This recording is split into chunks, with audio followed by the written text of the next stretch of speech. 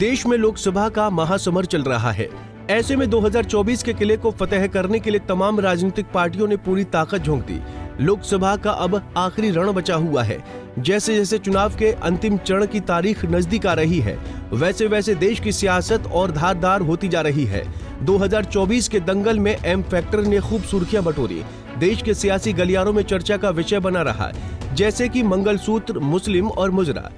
ये कांग्रेस का मैनिफेस्टो कह रहा है कि वो माताओं बहनों का सोने का हिसाब करेंगे, उसकी जड़ती करेंगे, जानकारी लेंगे और फिर उस संपत्ति को बांट देंगे और उनको बांटेंगे जिनको मनमोहन सिंह जी की सरकार ने कहा था कि संपत्ति पर पहला अधिकार मुसलमानों का है।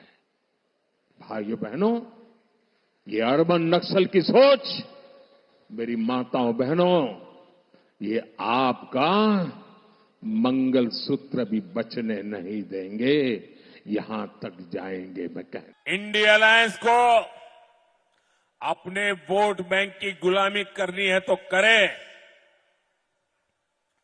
उनको वहां जाके मुजरा करना है तो भी करें। इसी बीच पीएम मोदी ने न्यूज एजेंसी ANI को इंटरव्यू दिया, जिसमें उन्होंने कई मुद्दों पर बातचीत की। इस दौरान पीएम मोदी ने विपक्ष पर हमला बोलते हुए कहा कि विपक्ष के नेता मुझे गाली देते हैं, मुझे मौत का सौदागर और गंदी नाली का कीड़ा कहा गया। मैं पिछले 24 साल से गालियां खा कर गाली प्रूफ बन गया हूं। मैं तो पिछले 24 साल से गालियां खा करके गाली प्रूफ हो गया हूं। मौत का सौदागर किसने कहा था? गंदी नाली का कीड़ा किसने कहा था? और मेरे यहाँ तो पार्लियामेंट में एक दिन हमारे एक साथी ने हिसाब लगाया था, 101 गालियां गिनाई थी। तो चुनाव या चुनाव न हो, ये लोग मानते हैं कि गालियां देने का हक उनका ही है। पीएम मोदी ने पश्चिम बंगाल को लेकर कहा कि पश्चिम बंगाल में पिछले विधानसभा चुनाव में हमारे 3 विधायक थे, जिसके बाद बंगाल की जनता ने हमें 80 विधायकों तक पहुंचा दिया। टीएमसी के लोग बौखलाए हुए हैं। बंगाल के चुनाव में टीएमसी पार्टी अस्तित्व की लड़ाई लड़ रही है। आपने देखा होगा पिछले असेंबली के चुनाव में हम 3 थे, 3 में से बंगाल की जनता ने हमें 80 पर पहुंचा दिया। हमें लोकसभा के अंदर भारी बहुमत पिछले चुनाव में मिला था।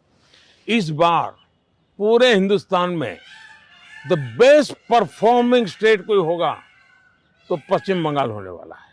टीएमसी के लोग बौखलाए हुए हैं, लगातार हत्याएं हो रहे हैं। कश्मीर में रिकॉर्ड वोटिंग और आर्टिकल 370 पर पीएम मोदी ने कहा कि कश्मीर की जो स्थिति बदली है, उसके संदर्भ में मैं सबसे पहले देश के न्यायतंत्र को प्रार्थना करना चाहता हूं कि धारा 370 सिर्फ 4-5 परिवारों का एजेंडा था। ये ना तो कश्मीर के लोगों का एजेंडा था और ना ही देश के लोगों का एजेंडा था। 370 ये सिर्फ एक 5-4 परिवारों का ही एजेंडा था जी। ये न कश्मीर की जनता का एजेंडा था, न देश के लोगों का एजेंडा था। ये अपने फायदे के लिए ये 370 की ऐसी एक दीवार बना के बैठे थे ताकि कोई झोंक न पाए। लिहाजा 24 की लड़ाई बेहद ही दिलचस्प है।